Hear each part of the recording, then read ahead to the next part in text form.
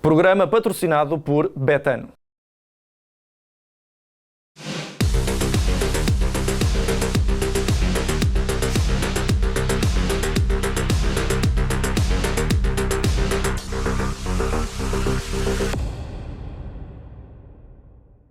Olá a todos e sejam bem-vindos a mais um Deixem-se de Tangas. Quarta-feira, portanto, temos convidados, já o vou apresentar. Primeiro, apresentar aqui os dois comentadores residentes habituais. Eu sou o Marco Cajica, já me esqueci desse pormenor. João Pedro Oca, seja muito bem-vindo, comentador também habitual aqui do Deixem-se de Tangas. João Rodrigues, seja muito bem-vindo também e obrigado por estar aqui mais uma vez no nosso programa. E o comentador especial, Nuno Dias, muito obrigado, Nuno, por estares aqui connosco. É, de facto, uma análise preciosa que hoje vamos também fazer aqui um apanhado de duas situações completamente distintas.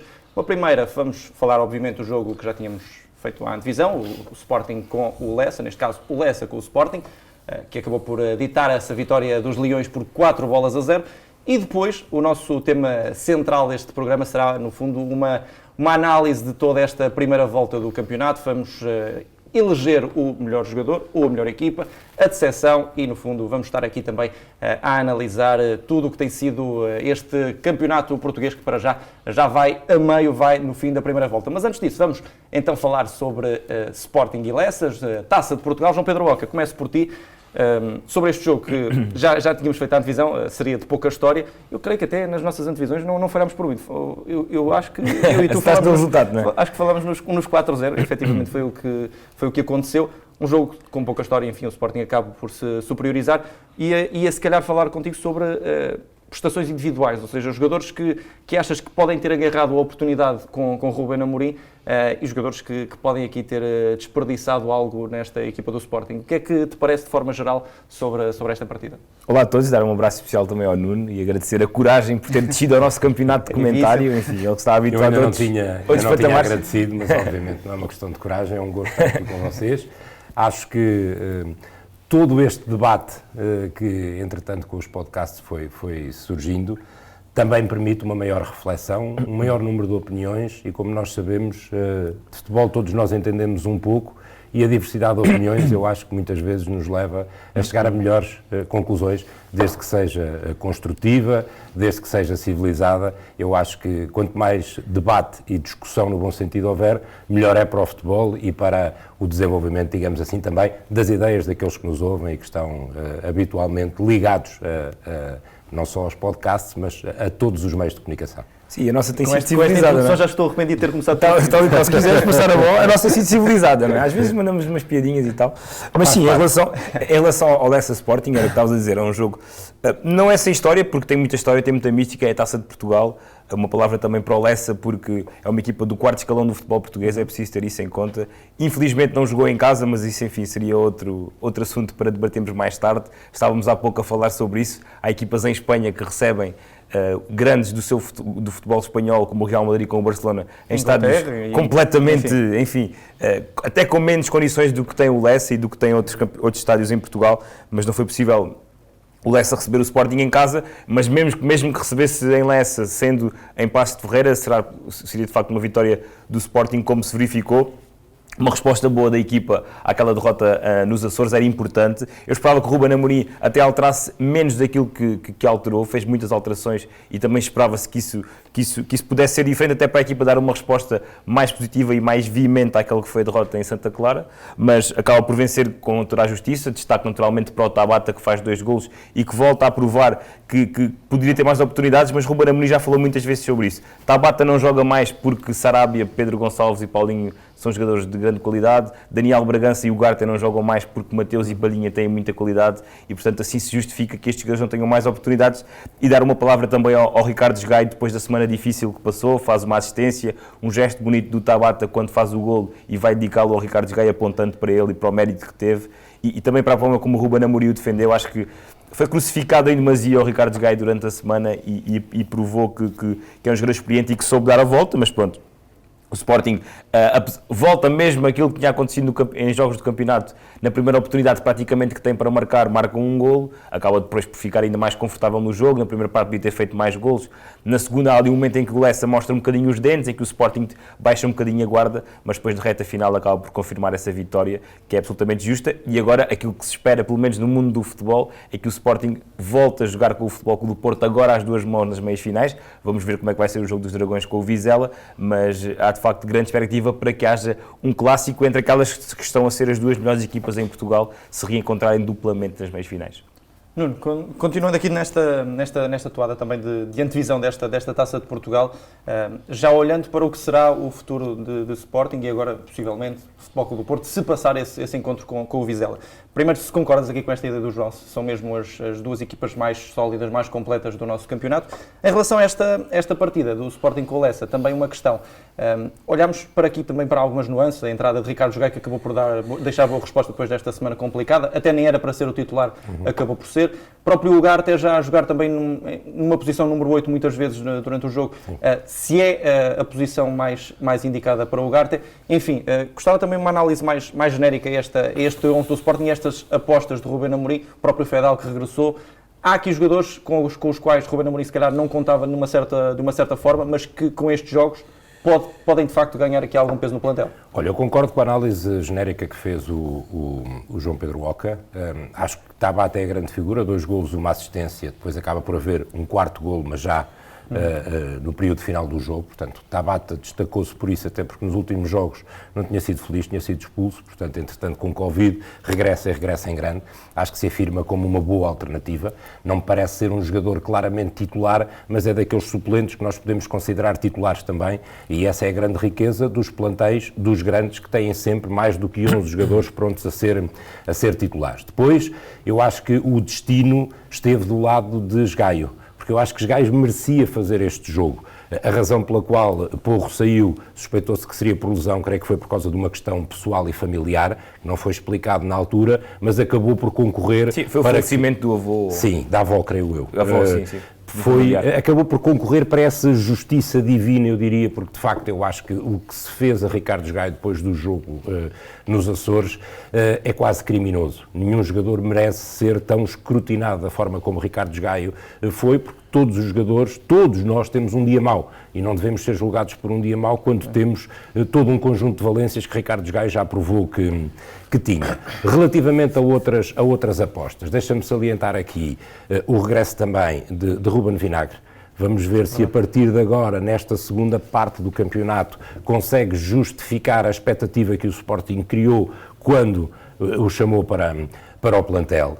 E o Ugarte, eu sempre tive a ideia desde os tempos de Famalicão que ele pode ser um box-to-box, não um 6 característico, mas um jogador com maiores valências do que isso. Eu acho que é para isso que ele está a ser trabalhado. No imediato, será o substituto direto de João Palhinha. Parece-me fazer sentido, até porque eu acho que o Sporting tem consciência que no final da época dificilmente vai conseguir segurar João Palhinha, mas eu acho que o Ugarte é mais que isso, porque acho que é um jogador com bola, tem qualidade e é um jogador que pode acrescentar mais ao meio-campo do Sporting. Portanto, acho que a gestão que Ruben Amorim tem feito é de tremenda inteligência, é de grande qualidade pelo aproveitamento que faz, porque o que nós reparamos neste Sporting é que nenhum jogador se sente à margem.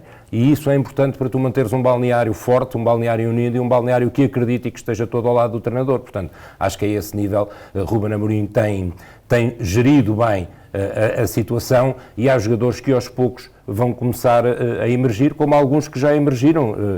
Gonçalo Inácio é um produto desta aposta de Ruben Amorim, o próprio Pedro Gonçalves, o crescimento que teve, é um produto desta aposta de Ruben Amorim. Mateus Nunes é hoje o que é, porque houve alguma teimosia de Ruben Amorim e até se pode dizer prescindiu de João Mário para dar oportunidade a Mateus Nunes. Portanto, eu acho que o caminho é este, daquela que a par do Porto me parece ser claramente a equipa mais forte, independentemente dos valores individuais que o Benfica tem.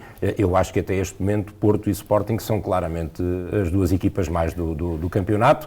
Já agora só um apontamento, não sei se vamos mais à frente falar nisso, eu acho que merecem um louvor grande Ricardo Soares, Bruno Pinheiro e Paulo Sérgio, por aquilo que têm trazido de novo a este campeonato, que são 3 equipas que nós habitualmente vimos a lutar para não descer e que estão nos lugares de acesso à Europa, eu diria assim. Vamos sim, senhor. Vamos falar sobre isso mesmo, porque hoje, lá está, vamos fazer aqui um balanço de Primeira Liga, porque chegámos ao fim da primeira volta, como dizia no início deste programa, portanto, vamos analisar os mais e menos, os melhores, os piores, as revelações. E, João Rodrigues, ainda não fizeste uso da tua palavra hoje e vais começar exatamente por lançar este tema. Nós hoje vamos fazer aqui uma seleção, ou seja, dos jogadores que mais tenham impressionado, jogadores, treinadores também, que mais tenham impressionado neste campeonato. E vamos começar, claro, pelo jogador. Qual é que é, embora eu já saiba a tua resposta, e não assim, falamos sempre dele, é unânime. Está a ser um bocadinho repetitivo, mas eu vou acreditar que... Então vamos fazer assim, vamos fazer de outra forma. Vais dizer o jogador e um outro jogador que te esteja a chamar a atenção, além desse jogador que eu já sei qual é que vai ser. Ele agora dizia tipo Everton. Sim, agora podia dizer, talvez eu digo André Almeida, por exemplo. Não, vou dizer, o Luís Dias mais. Vou ser previsível. Luís Dias, posso começar já pelo Luís Dias. Acho que é um pouco inevitável. Há mais hipóteses, claro, mas acho que o Luís Dias é o jogador, como tu lançaste esta rubrica, porque, quer dizer, já ninguém tinha dúvidas sobre o internacional colombiano, mas está a fazer uma época absolutamente estrondosa e vai render muitos milhões de euros ao Porto. Não sei se já agora em janeiro, se no final da época, acredito no final da época, mas é um jogador virtuoso, é um jogador que acho que já não se vê assim tanto, pelo menos no futebol português não se tem visto tanto assim nos últimos anos como Luís Dias. É um jogador de rua, autenticamente, quer dizer, gosto de ver Dias, é um extremo vertiginoso, num para um é absolutamente imparável. Agora neste jogo com o Estoril, principalmente na segunda parte, que foi impressionante, não perde um duelo de 1 para 1. Também fez completamente gato de sapato nos recentes jogos contra o Benfica, da defesa do Benfica, de 1 para 1 é vertiginoso, tem golo, faz imensas assistências, é uma das almas deste Porto, tem um compromisso defensivo absolutamente impressionante, é um jogador que dá o peito às balas pelo turma de Sérgio Conceição, é de facto um jogador muito a imagem de Sérgio Conceição ao nível da garra, do compromisso que tem, o profissionalismo, praticamente não se conhece caso a Luís Dias, e depois tem de facto a componente técnica, é um jogador absolutamente extraordinário. É um privilégio para nós ainda termos um jogador como este no campeonato, não vai ser por muito tempo, infelizmente, mas é claramente para mim o jogador da primeira volta. E o Dias que vem de uma Copa América absolutamente incrível. Sim, e é um jogador, ele embalou na Copa América, numa competição que se pôs a nível de uma seleção muito competitiva e com imensas figuras no meio campo com o embalo todo. E que é um indiscutível também neste momento da Colômbia, quer dizer, estamos a falar de um dos grandes jogadores na sua posição do futebol europeu, tem tudo para fazer uma grande carreira no futebol do nosso continente, e o Porto acaba a primeira volta em primeiro, cada vez parece-me em melhor forma, e muito se deve também a Luís Dias, que foi sempre um jogador de rendimento constante. Eu lembro, por exemplo, no início da competição que o Porto esteve longe de agradar a nível exibicional, e Luís Dias, se bem nos recordamos sempre do jogo em Alvalade, com o Rames Rodrigues há uns anos, tinha chegado da seleção, feito 2, 3 treinos, chegou ao Alvalade e no jogo em que o Porto esteve por baixo do Sporting, a meu ver, empatou num lance de gênio. Portanto, acho que é o jogador. Mas e agora não me sentiria bem se não falasse também de um outro jogador que eu acho que deu muita classe ao nosso campeonato, que é Sarabia no Sporting. Quer dizer, acho que já ninguém duvidava do valor de Sarabia. Acho que foi uma decisão muito interessante da parte dele sair de um PSG recheado de estrelas também, e onde muito provavelmente ele ficaria completamente ofuscado, mas quer dizer, foi um upgrade para o nosso campeonato incrível. Começou mais ou menos discreto, mas a pouco e pouco foi provando toda a sua qualidade, e quer dizer, ao nível da finalização, por exemplo, é complicado tirar da cabeça o gol que ele marca na Luz, por exemplo, o primeiro, e agora recentemente contra o Santa Clara. É um jogador claramente diferenciado, é um jogador que com apenas um toque consegue desequilibrar uma defesa. Nível do passe também, movimentação. Inteligente, é de um rendimento super constante. Muito bom jogador mesmo, muito bom. Dos meus jogadores não irá à boleia da ideia dele, mas quando tu lhe colocaste a questão, eu vieram-me 2 nomes à cabeça. Um mais óbvio, Rafa, porque me parece que também tem feito uma época sem dúvida. Diferenciada no Benfica, mas se eu tivesse que escolher alguém sem ser Luís Dias, também escolhia Sarabia, pelo que ele é individualmente e pelo que ele significa neste Sporting, onde se pensava que o facto de só haver Paulinho e Tiago Tomás em termos ofensivos, que podia ser limitativo, e eu acho que Sarabia casou muito bem com Pedro Gonçalves e com Paulinho, e os 3 são um, e eu acho que isso tem muito a ver com o entendimento do jogo que Sarabia tem, a qualidade individual que Sarabia tem, as opções de ataque que Sarabia traz à equipa. Portanto, eu acho que de facto é um jogador que trouxe novidade à equipa do Sporting, que no fundo não parece ter nada de novo na forma de jogar, na atitude, nas ideias, mas tem ali qualquer coisa de novo, sobretudo no ataque, porque eu acho que Sarabia trouxe, de facto, diferenças na forma de jogar do Sporting. Portanto, subscrevo em absoluto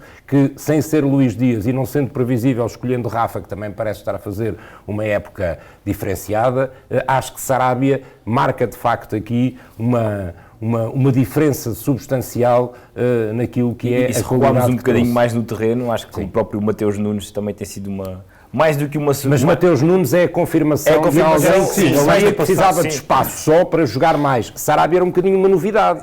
E foi integrado com muita calma por Ruben Amorim. Internacional espanhol, vinha do PSG, diz assim... Tínhamos outros casos pessoal que veio que não vingou. Exatamente. Será que ele vai encarar isto como um passo atrás? Se vai conseguir ser... Não. Eu acho que também a motivação da Liga dos Campeões e do Sporting ter passado... Chegar a um balneário vencedor. Chegar a um balneário vencedor, com bom ambiente. Agora, acho que de facto foi ali um fator diferenciador para melhor numa equipa que já tinha coisas muito positivas. Portanto, concordo em absoluto. E em relação ao Mateus, eu dizia até porque havia muitas dúvidas quando o Sporting trocou, entre aspas, o João Mário pelo Mateus, prescindiu do João Mário e foi para o Benfica, ou seja, falou-se muito no defesa sobre o facto de o Benfica melhorar muito e o Sporting piorar muito. Eu acho que já falámos até sobre isso e o clássico, o derby entre Benfica e Sporting provou exatamente isso mesmo, que o Mateus Nunes, o Sporting não fica nada a perder com o Mateus e se calhar até fica a ganhar, sobretudo no meio campo a 2. Eu acho que o Benfica, por exemplo, jogando a 2 com João Mário e Weigl, são jogadores de características até relativamente parecidas, sobretudo nas zonas do terreno que pisam, são dois jogadores menos agressivos em relação ao Palhinha e ao Mateus, que ocupam menos espaços, que são mais fracos na transição defensiva, e do lado do Palhinha, e do lado do Sporting, com Palhinha e com Mateus, que é um jogador que vai e vem com uma facilidade incrível, é um box-to-box, um jogador que nos está a defender, quando depois aparece para atacar, aparece nas costas dos avançados, vem depois recuperar bolas. De facto, o crescimento do Mateus tem sido absolutamente incrível. Mas eu diria que e é nesta primeira volta que vai à seleção. Eu acho que é um caso em que ficaram os dois a ganhar. Sim, o Benfica também melhorou com João Mário e o Sporting não piorou com o Mateus Nunes, claro pelo contrário. não é? Portanto, no fundo, acabou por ser uma opção que no início da época deu muita discussão e criou muita expectativa e hoje, decorrida uma volta do campeonato, concluímos que ganhou toda a gente com isso. Eu só acho que casava melhor João Mário e Nunes Palhinha do que João Mário e Weigl. Sim. Não, eu isso também acho que sim. Acho que sim. Isso também concordo. Também concordo. Nível de... Ora bem, então o Nuno já acelerou com o Rafa e também com a questão do Sarabia, o João Rodrigues já disse. João Pedro, contigo é o Mateus Nunes? Sim, não, era só para completar aquilo que eles estavam a dizer, obviamente que o Luís Dias é unânime, não é? O Luís Dias é o melhor, 13 gols no campeonato de um extremo, 15 não, ainda nos acusam aqui de termos obviamente que o Darwin e o Rafa estão a fazer as melhores épocas das suas carreiras, talvez. Provavelmente. A nível de números, pelo menos o Rafa está, e o Darwin também. Têm sido dois destaques. Na defesa do Benfica também destacava o Otamendi, que acho que tem sido também uma confirmação de um jogador que é de classe mundial e que provou isso mesmo.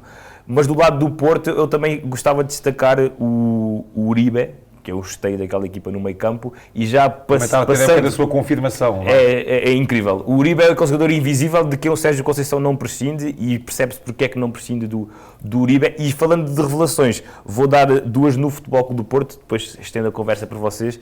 O Diogo Costa na baliza, que tira o lugar ao Marquezine e que se tem imposto na equipa do Futebol Clube do Porto, sem dar casas ou muitas casas. Feliz da equipa que tem dois guarda-redes. Feliz da equipa que tem dois guarda-redes. Parece-me ser claramente o principal candidato a suceder ao Rui Patrício, e ainda bem que assim é um guarda-redes jovem que já está na seleção nacional. Mas é uma pena ver Marquezine naquele... É verdade, mas é isto o futebol. O Marquezine vem da Copa América, que vence e acaba por não jogar. Ele era, salvo erro, o terceiro guarda-redes da Argentina, mas obviamente que é um título que tem na sua carreira e que não podia prescindir dessa Copa América, mas chega, e o Diogo Costa, que é um jovem na formação, acaba por agarrar o lugar, e obviamente o Vitinhas também tem sido uma revelação e vai continuar a ser na equipa do Futebol Clube do Porto, tanto é, e para fazer o parênteses e o paralelismo com a atualidade, Sérgio Oliveira já foi embora, muito por culpa de Vitinhas estar-se a afirmar na equipa do Futebol Clube do Porto. João Rodrigues, revelações, já que o João Pedro Boca já avançou com algumas. Lançou o tema e antecipou-se. E roubei-te o Vitinha. Agora foste um coates comigo, já estive na antecipação, mas sim, roubaste-me o Vitinha também. Eu acho que o Vitinha é a revelação, é a grande revelação do campeonato até agora e mas é uma relação que já é uma certeza, claramente. Também tenho elogiado bastante Vitinha aqui nos nossos programas. Aquela meinha baixa, aquele ritmo também tremendo de jogo, gera muito bem os ritmos de jogo. É já um comandante no meio campo do Porto, quer dizer, e quando vemos que tem 21 anos e a margem de progressão que ainda tem, acho que é outro jogador que pode ter um futuro brilhante e também ser uma grande figura da nossa seleção. 21 anos, mas muito adulto já, e mais uma vez, nos 2 recentes clássicos contra o Benfica, viu-se o Vitinha absolutamente avassalador, 2 exibições estupendas. O Porto tem, de facto, uma cantera de grande nível, tem despontado muitos jovens valores e muito bons valores vindos do Porto. Eu diria que podia parecer que não, mas há uns anos, se calhar, uma das melhores coisas que aconteceu, entre aspas, ao Porto, na perspectiva do aproveitar de talentos, foi mesmo a crise financeira no clube, porque o Porto, durante uns anos, claramente, esteve muito virado para fora, com investimentos muito avultados, e acho que isso até coincidiu com a fase maior quebra do Porto a nível de títulos, mas este se voltou mais para dentro, quer dizer, começam a multiplicar-se os valores, mas Vitinha é, digamos, o valor mais cintilante, parece-me, já desta constelação de jovens estrelas do Porto. É um jogador Estamos a falar aqui de novas eras nos próprios clubes. O Sporting, quando se vira para o mercado, quando se vira mais para o mercado interno e para a própria Sim, formação, agora lá está, no a Benfica crescer, parece que começa a haver alguma operação já até junto dos adeptos que têm visto nos últimos anos investimentos absolutamente loucos para o contexto português e quase nulidade a nível de aproveitamento, mas Vitinha é muito bom jogador mesmo, é de facto um craque, é muito talentoso, e a maturidade e inteligência que revela em campo e já a forma como pode desequilibrar em jogos de mais intensidade deixa-me de facto convencido que tem uma grande carreira à sua frente. Nuno, para fecharmos aqui este capítulo de revelações, temos Vitinha. Sim. Há aqui algum a acrescentar? Eu gostava de... Os nomes não vão ser diferentes daqueles que foram. Eu tenho um diferente, depois quando concluir. Eu gostava só aqui de assinalar mais ideias, eventualmente filosofias, que acho que a chegada de Nelson Veríssimo ao Benfica é também reflexo disso. O Sporting teve sucesso quando olhou muito para a academia e começou a lançar alguns jovens. O Porto, quando ganhou a Youth League, perguntou-se o que é que vai ser destes jovens. Neste plantel, Diogo Costa, João Mário, Vitinha, Fábio Vieira, Francisco Conceição são produtos do Futebol Clube do Porto.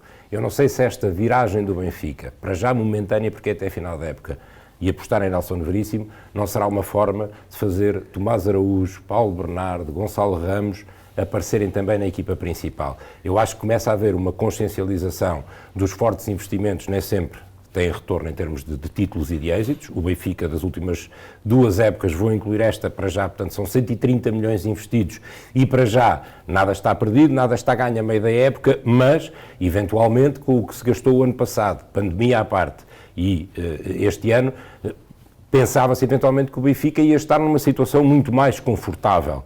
Portanto, acho que pode haver aqui uma mudança de paradigma com esta aposta em Nelson Veríssimo, que é alguém identificado com a formação e que o Benfica quer testar nesta meia época, e aqui o testar não é desvalorizar competições nem o campeonato, até porque a derrota do Sporting nos Açores relança aqui um bocadinho, pelo menos, a discussão pelo segundo lugar e pela entrada direta na Liga dos Campeões, porque há uma aproximação, não é?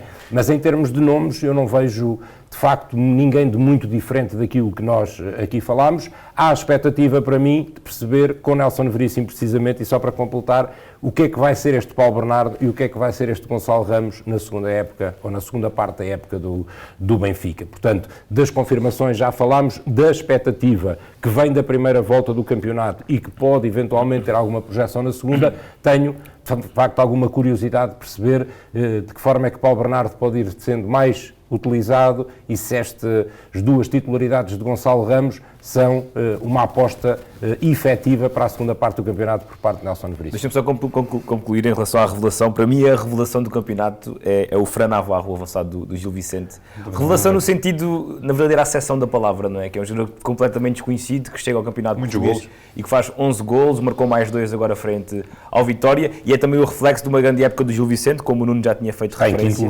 Está em quinto lugar, ou seja, só está abaixo dos 3 clubes grandes e do Braga, e portanto acaba por ser de facto uma grande época do Gil Vicente. Ficou em 11º na época passada e portanto pode de facto acabar a época com um grande marco histórico, que é chegar às competições europeias. Grande trabalho do Ricardo Soares e o Fran Navarro, que é um avançado de 23 anos, com escola de Valência e que, creio eu, está a título definitivo no Gil Vicente, e portanto pode ser de facto a grande relação nesta temporada e depois pode também render muitos milhões aos cofres. Há muito bons jogadores este ano, fora da esfera dos três. E além do Navarro, o Lino, o Fujimoto, de facto aqui só no Gil Vicente, como tens o Chiquinho no Estoril e o André Franco, tens obviamente nestas equipas que estão a surpreender. Eu comecei por destacar os treinadores porque tem sempre que se dar mérito em primeira instância, que os intérpretes são os jogadores, mas é o que eu digo, nós estamos habituados a ver estas equipas a meio da tabela, a tentar lutar pela manutenção. Estas equipas nunca falam em lugares cimeiros. Chegas ao fim da primeira volta, não é da terceira, da 10ª jornada, é o fim da primeira volta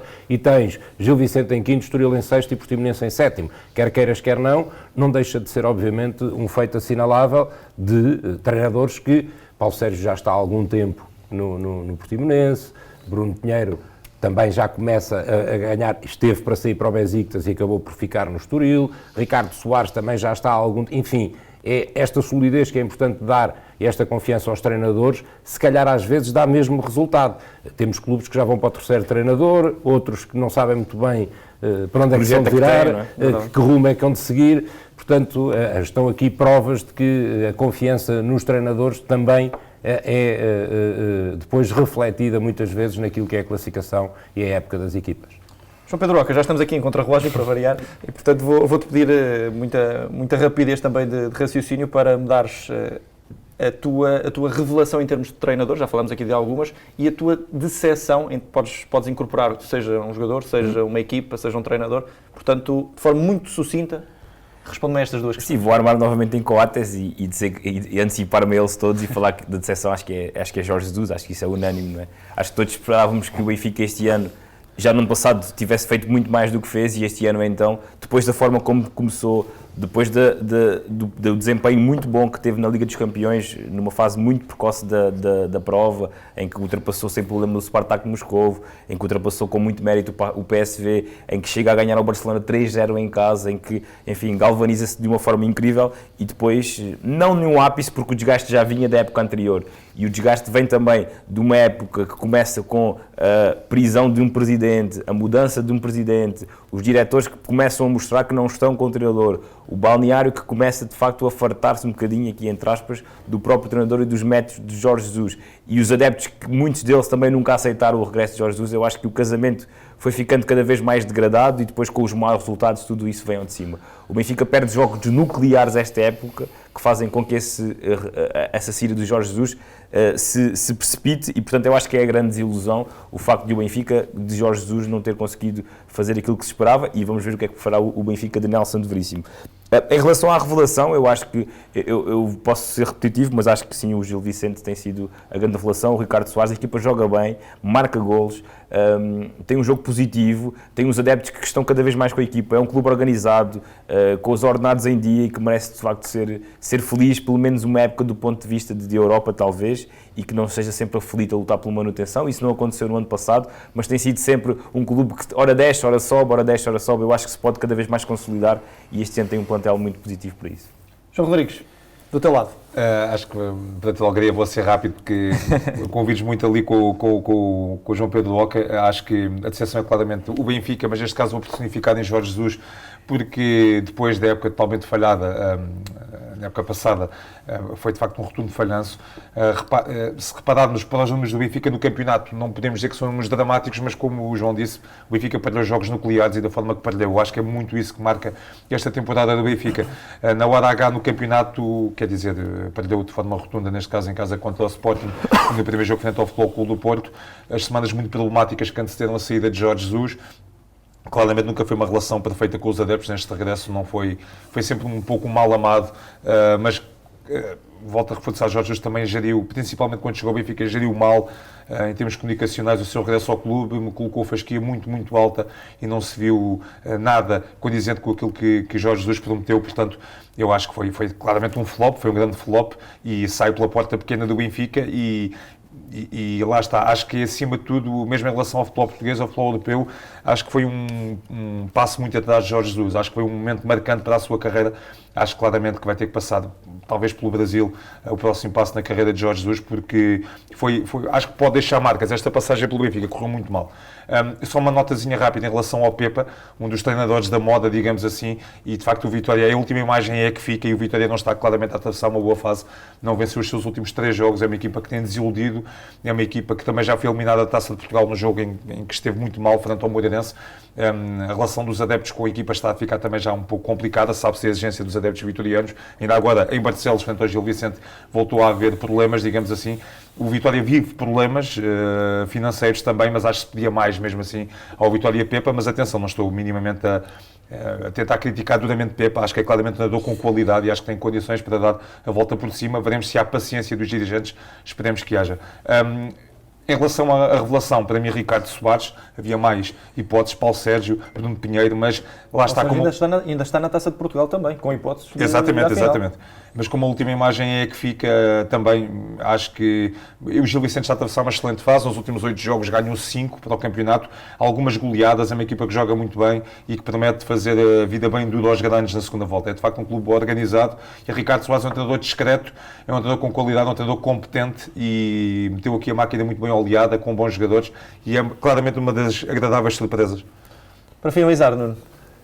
Eu não vou fugir muito em termos de... Estás a apanhar sempre com a batata quente. Sim, se for para a grande seção enquanto treinadores, tem que ser obviamente Jorge Jesus, mas eu queria aqui ser um bocadinho diferente na abordagem. A minha maior desilusão enquanto espectador de futebol foi a forma como Jorge Jesus conduziu um processo que ditou a sua saída.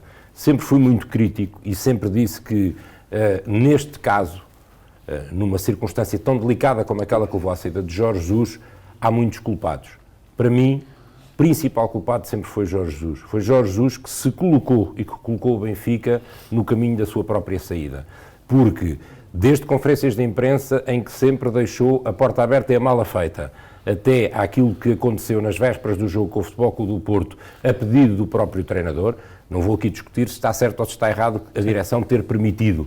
O treinador ter à partida permitido-se a si próprio pedir autorização para aquilo, creio que foi o passo decisivo para que o balneário deixasse de acreditar no treinador e se revoltasse com aquilo que estava a acontecer. Portanto, acho que a desilusão Jorge Jesus é reflexo daquilo que foi o homem Jorge Jesus nesta circunstância. Não soube proteger o Benfica e por isso mesmo acabou por redundar naquilo que todos nós conhecermos. Em termos de revelação, prefiro ir para os protagonistas. Acho que já aqui elogiámos muitos, eu elegeria Vitinha como a principal revelação desta primeira parte do campeonato, concordando com a ideia de que Fran Navarro e que aquilo que o Gil Vicente está a fazer é muito bom.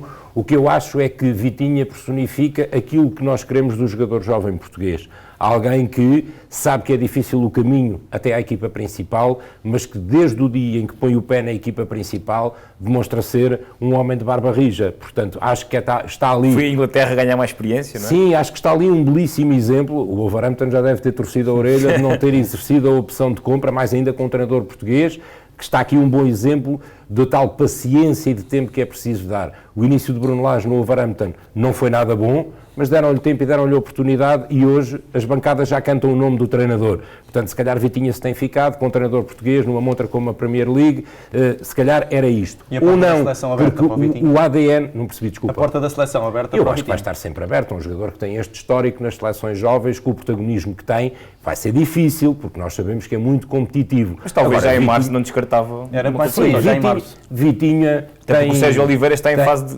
mais Portanto, decadente pode a nível haver, de agora carreira, já nas portanto. últimas convocatórias, depois do europeu, Sérgio Oliveira não tenha sido... sim. Agora, acho que Vitinha vai chegar à seleção lá, não sei se é já, pode até acontecer já se continuar com este rendimento, mas acho que temos ali mais um médio de futuro para a seleção portuguesa, isso é indiscutível.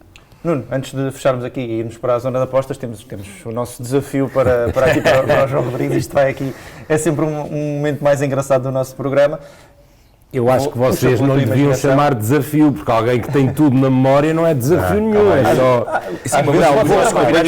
Eu vou escolher 2 jogos que sei que para eles são relativamente fáceis, mas depois eu justifico porque é que os escolhi. Um deles é o Benfica Boa Vista de 99-2000.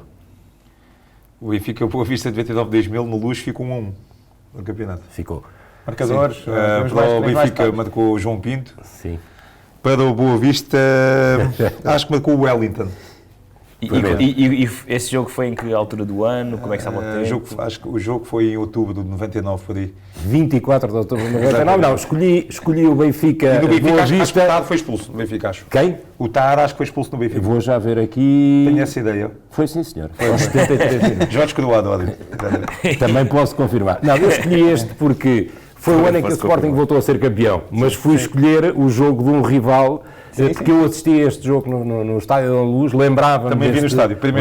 deste jogo, em trabalho. Primeiro jogo de futebol que vi ao vivo este. Em trabalho, na altura estava no Jornal A Bola e fui em serviço fazer este jogo, lembrava-me deste jogo e foi por isso que lancei.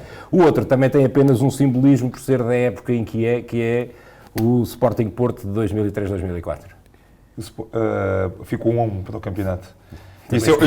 Também escolhi pela curiosidade o resultado de ser igual. Isso é o jogo da rábula da camisola rasgada do Rui Jorge. Certo. O Sporting falhou um penalti. O Sporting falhou um penalti. O Pedro Barbosa marcou de penalti, creio eu. Sim, mas o Sporting também falhou um penalti. Foi o Rocambach que falhou o penalti. Talvez. E marcou. O gol é de penalti. Essa rábula é aquela questão entre o Mourinho e o Jorge. É que o Zé Betancourt aparece na altura. Em conferência de imprensa? Diretor para o futebol do Sporting, aparece em conferência de imprensa. E o Sporting, se ganha, o Sporting treinado pelo Fernando Santos, reduzia a desvantagem para 1 ponto ou 2, algo do género. Eu creio que o Jorge Costa marca primeiro, marca exatamente, cedo, tal e e qual. depois o Sporting empata na segunda parte sim. pelo Pedro Barbosa. Isso aqui ainda não fui à ficha jogo de ver, futebol, atenção. mas também me lembrava deste grande jogo, porque depois foi o ano em que o Porto foi Campeão europeu.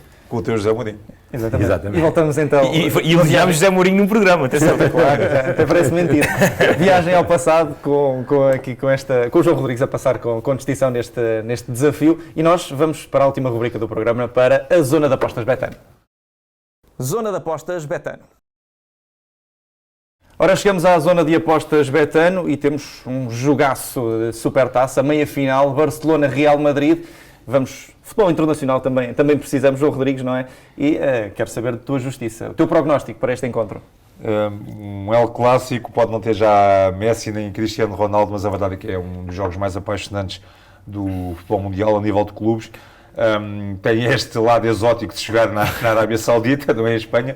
Este novo futebol que temos há uns anos para cá, só falta trazer uma supertaça italiana nas Maldivas ou algo assim. De facto, é um pouco estranho, mas pronto. Barcelona-Real Madrid, acho que o Real Madrid é a melhor equipa. Bem sei que este não é um jogo de campeonato, é um jogo de tudo ou nada, mas acredito um apuramento depois para a final, mas parece-me que o Real Madrid vai vencer a partida por... arrisco um 3-1 para o Real Madrid, com Benzema a avisar. Nuno, tens um prognóstico para este Barcelona-Real Madrid? Eu aposto no Real Madrid num jogo que tem duas curiosidades. Portanto, se tivesse que apostar, apostaria na vitória do Real Madrid. Ancelotti pode ganhar a sua 4ª supertaça. Ganhou em todos os campeonatos, exceto em França, porque no PSG não chegou a discutir a supertaça. Ganhou pelo Milan, pelo Chelsea e pelo Bayern. Portanto, pode fazer um póquer de supertaças e é o primeiro grande desafio do Xavi, enquanto treinador do Barcelona, digamos assim, mas eu acho que o Real está mais forte e tem melhores argumentos, portanto, a ter que apostava no Real Madrid. João Pedro, eu também estou aqui muito pelo Real Madrid, eu queria te claro, falar, é normal. É difícil porque a lógica é Se impera. quiseres que eu vá pelo lado da surpresa, eu até posso falar do Barcelona, que pode fazer uma surpresa, mas precisa Achas que o Barcelona marca gols neste jogo? Eu acho que sim, mas precisa de reunir de facto muita força para bater este Real Madrid, que é claramente mais forte. É talvez um dos clássicos mais desnivelados dos últimos anos. Está a ficar muito sólido. O Real Madrid cada vez mais sólido e o Barça cada vez mais fragmentado, e mesmo o próprio Xavi, testes, não é? desde que chegou, os resultados também não têm sido muito positivos e a equipa tem de facto muitas ausências, tem tido muitas ausências também motivadas pela Covid-19. A equipa nunca sabe como é que se vai apresentar, de que forma é que se vai apresentar, é sempre uma incógnita constante. Portanto, acho que o Real Madrid está muito mais sólido e além do que o Nuno estava a dizer, há também duelos interessantes. O Xavi, que ganhou muitas coisas como jogador do Barcelona, contra este Real, contra o Kroos, contra o Modric, contra o Benzema, vai agora ser treinador do Barcelona, e também um duelo muito interessante que eu prevejo entre o Dani Alves, 38 anos, jogador titular, muito titulado, o mais titular de sempre do futebol mundial, contra aquele que será uma das maiores revelações e um dos maiores promessas do futebol mundial, que é o Vinícius Júnior. Vinícius está feito um Portanto, vai ser um duelo de quase 20 anos de diferença, mas promete ser muito entusiasmante. Vai-nos agarrar a todos. João Pedro, muito obrigado por estar aqui. Calma aí, já ias lançar. Eu ia-te lançar agora, João. Betano ao clássico Antecipaste para quatro. vitória do Real Madrid, odd Betano de 1,93, para vitória Culé do Barça 3,90 e para empate odd Betano de 4. Eu acho que eu vou ganhar dinheiro, sim, senhor. Nuno, muito obrigado por ter É estado que aqui agradeço. connosco. Obrigado, Um Nuno. gosto. Foi um Obrigado. gosto. Foi um espetáculo este programa de rescaldo, no fundo, de todo o campeonato. Nós já sabem, estamos de volta para a semana com mais 2 programas, um de análise da jornada e depois o outro com um convidado, naturalmente, à segunda e à quarta-feira. Obrigado a todos por nos continuarem a acompanhar, já sabem, subscrevam o canal, continuem connosco. Um abraço e até para a semana.